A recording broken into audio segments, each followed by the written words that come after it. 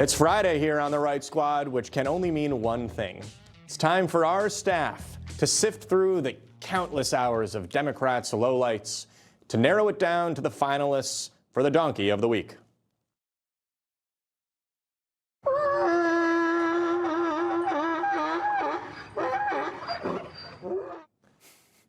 It's the best noise in television. First up, California gubernatorial candidate Eric Swalwell used to whisper sweet nothings, maybe in Mandarin, to Fang Fang on the phone.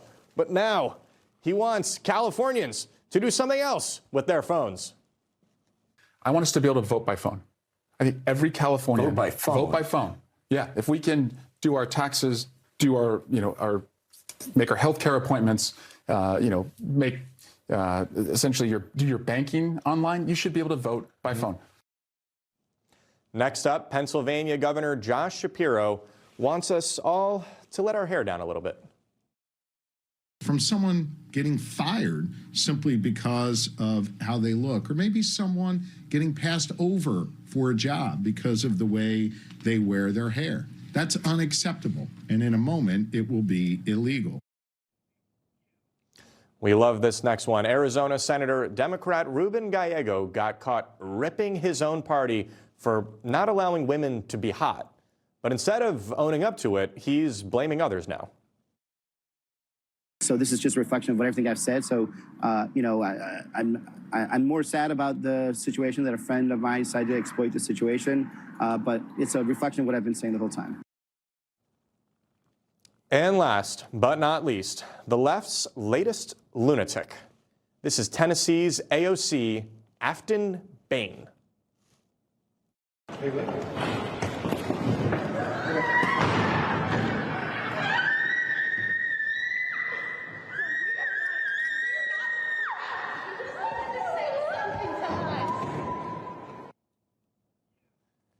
Too many theater kids in politics. So, squad, who is your Donkey of the Week?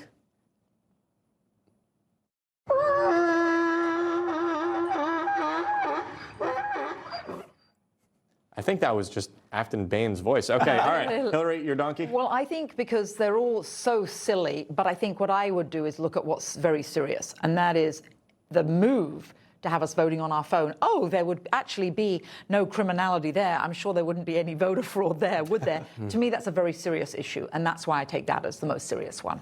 Alex? I echo Eric Swalwell for sure. The other part of that interview was that he talked about digitizing the DMV. Yes. If you put both of those things together, does that mean you don't really have to go in person to verify you are a citizen to vote? It's very scary. The last thing I'll note about him is that he has challenged his mortgage fraud case over the president not being able to, his administration not being able to use private documents to go after political opponents. How a judge rules on this could impact other mortgage fraud cases. Adam Schiff, Letitia James, obviously some of these other Trump critics.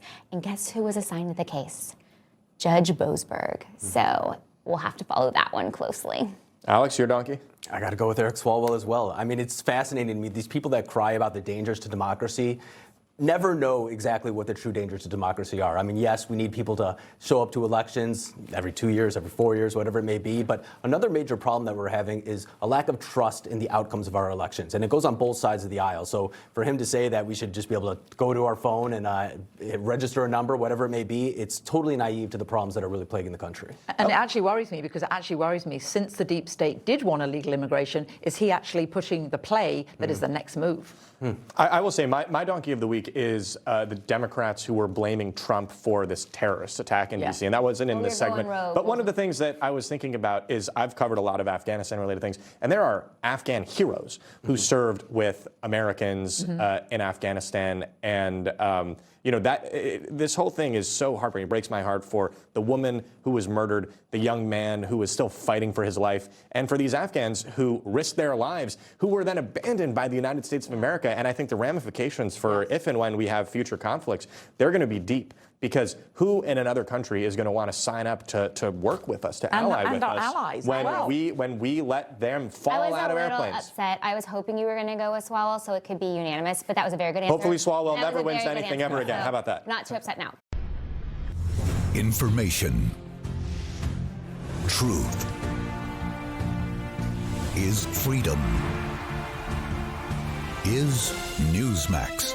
It's real news for real people.